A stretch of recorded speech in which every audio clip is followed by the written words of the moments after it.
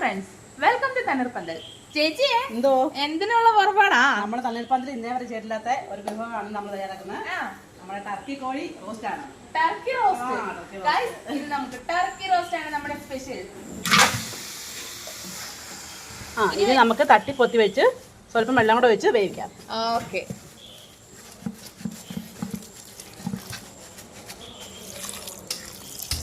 മതി ചേച്ചി?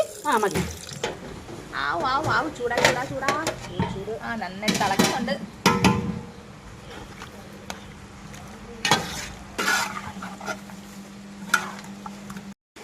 അപ്പൊ നമ്മുടെ ടർക്കി റോസ്റ്റ് റെഡി.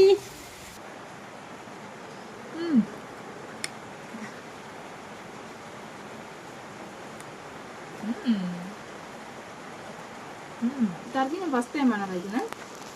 ടേസ്റ്റ് ആണെന്ന് ഓർത്തില്ല. അവിടെ